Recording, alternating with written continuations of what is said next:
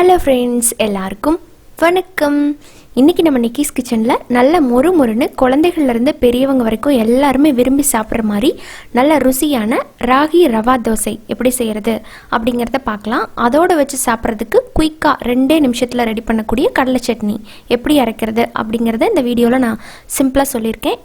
வாங்க எப்படி செய்கிறது அப்படிங்கிறத பார்த்து தெரிஞ்சுக்கலாம். இந்த ராகி ரவா தோசை செய்கிறதுக்கு முதல்ல நம்ம மாவு ரெடி பண்ணிக்கலாம். அதுக்கு ஒரு மிக்சிங் பவுலில் 2 கப் ராகி மாவு எடுத்துருக்கிறேன். அதை சேர்த்துடலாம். 2 கப் ராகி மாவுக்கு 1 கப் அரிசி மாவு,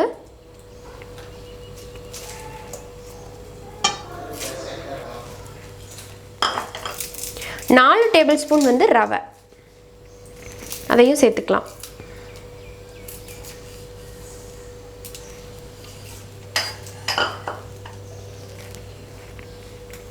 அப்புறமா 4 டேபிள் ஸ்பூன் கெட்டியான தயிர்,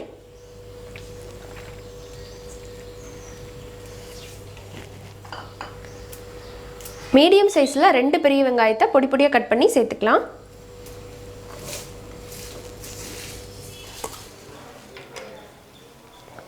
அடுத்ததாக இதில் பச்சை மிளகாய் சேர்த்துக்கலாம். ஒரு 3 பச்சை மிளகாவை குட்டி குட்டியாக கட் பண்ணி எடுத்துருக்கிறேன்.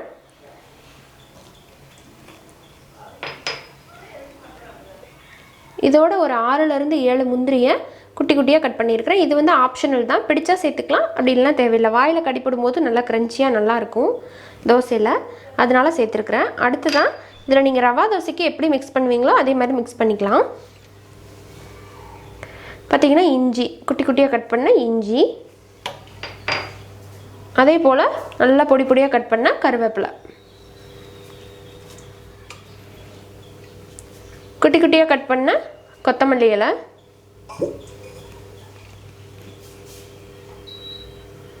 கூடவே ஒரு 2 டீஸ்பூன் அளவுக்கு மிளகும் 1 டீஸ்பூன் சீரகமும் எடுத்திருக்கேன். மிளகு நான் கொஞ்சம் அதிகமாக சேர்த்துருக்குறேன். நீங்கள் உங்களுக்கு தேவையான அளவுக்கு நீங்கள் போட்டுக்கலாம். சேர்த்துட்டு அடுத்ததான் நம்ம இதில் தேவையான அளவுக்கு உப்பு சேர்க்கணும். நம்ம இது நல்லா தண்ணியாட்ட கலக்க போகிறோம்.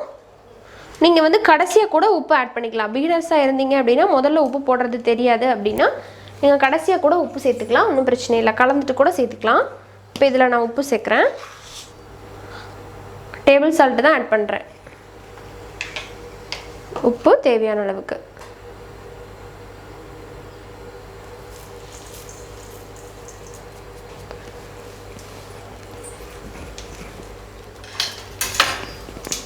இப்போ அடுத்ததான் இதில் கொஞ்சம் கொஞ்சமாக நம்ம தண்ணி சேர்த்து மிக்ஸ் பண்ணிக்க போகிறோம்.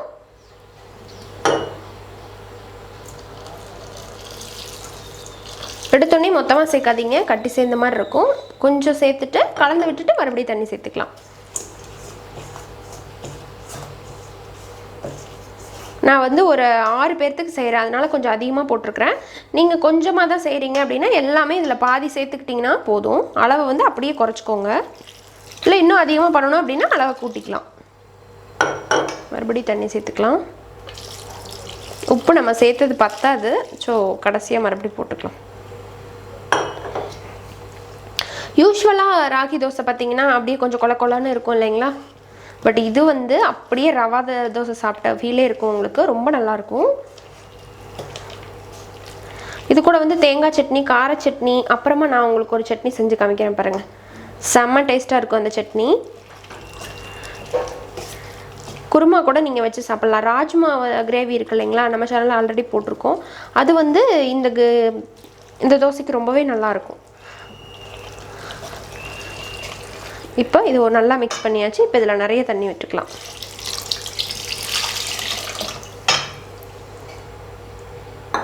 நிறைய தண்ணி விட்டு கலந்துடலாம்.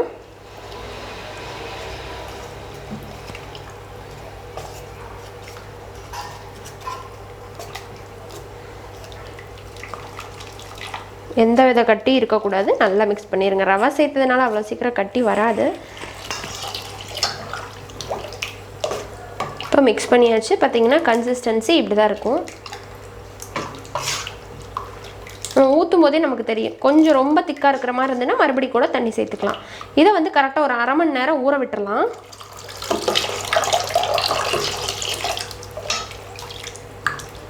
அரை மணி நேரம் ஊறட்டும், அப்புறமா நம்ம தோசை ஊற்றிக்கலாம். இப்போ குயிக்காக ஒரு சட்னி ரெடி பண்ணிக்கலாம் அப்படின்னு சொன்னேன் இல்லைங்களா, அதுக்கு ஒரு மிக்ஸி ஜார் வச்சுருக்கிறேன். மிக்ஸி ஜாரில் வந்து நம்ம இதை பச்சையாக தான் அரைக்க போகிறோம், பட் டேஸ்ட் வந்து ரொம்பவே நல்லாயிருக்கும்.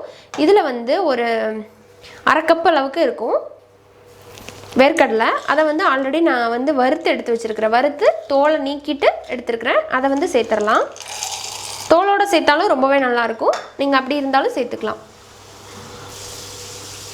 இப்போ அடுத்ததாக இதில் ஒரு 10 போல் சின்ன வெங்காயம், 10 தேவையில்லை, ஒரு 4-5 போட்டால் கூட போதும். அப்புறமா இதில் காரத்துக்கு தகுந்த மாதிரி பச்சை மிளகா சேர்த்துக்கலாம்.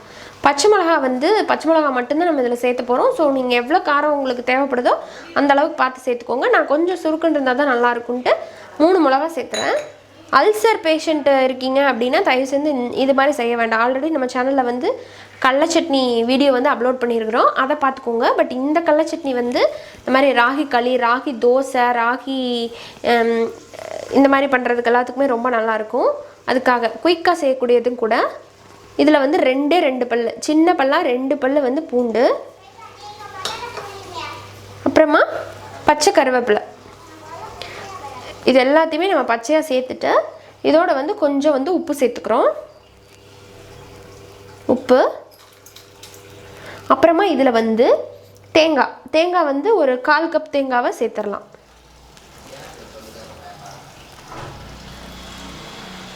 சேர்த்துட்டு நம்ம அரைச்சிக்க போகிறோம். இப்போ இதை அரைச்சிட்டு வந்துடுறேன். ஸோ இப்போ பாருங்கள், சட்னி அரைச்சிட்டு வந்துட்டேன்.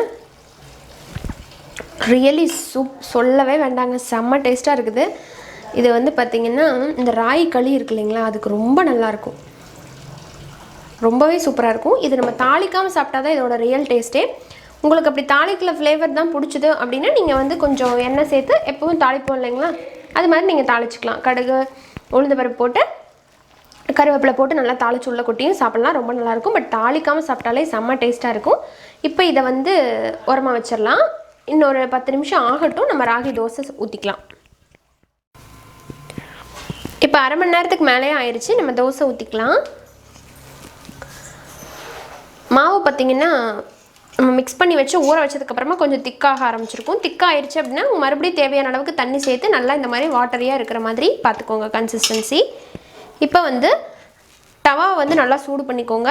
நல்லா சூடாக இருக்கணும். நம்ம ஊற்றின உடனே அப்படியே ஒரே இடத்துலையே இருக்கணும், வேறு பக்கம் போகிற மாதிரி இருக்கக்கூடாது. அப்போ அந்தளவுக்கு நல்லா சூடாக இருக்கணும். இதுக்கு வந்து ஃப்ளாட்டான டவா தான் பெஸ்ட்டு.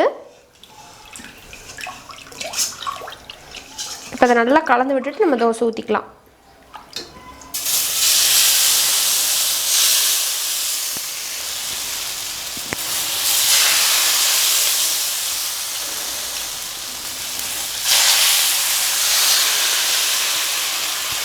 லைட்டாக நடுவில் ஓட்டையாக இருந்ததுன்னா அப்படி இருந்தால் தான் நல்லாயிருக்கும். அதிலெல்லாம் அதிகமாக ஃபில் பண்ண வேண்டாம். எல்லா பக்கமும் ஊற்றிடுங்க. இப்போ இதில் நம்ம ஆயில் போட்டுக்கலாம்.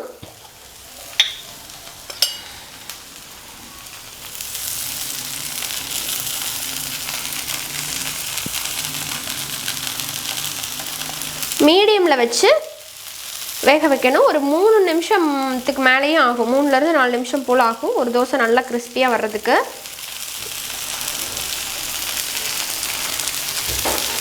இப்போ இருக்கட்டும், பார்க்கலாம்.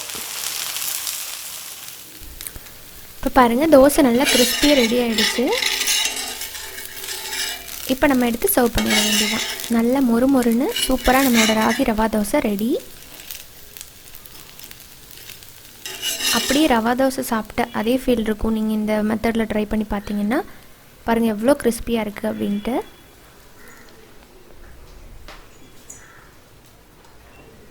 ஸோ ஆல்ரெடி நான் ஒரு தோசை ஊற்றிட்டேன். ஸோ ட்ரை பண்ணி பார்த்துட்டு உங்களோட ஃபீட்பேக்கை மறக்காமல் என் கூட ஷேர் பண்ணிக்கோங்க.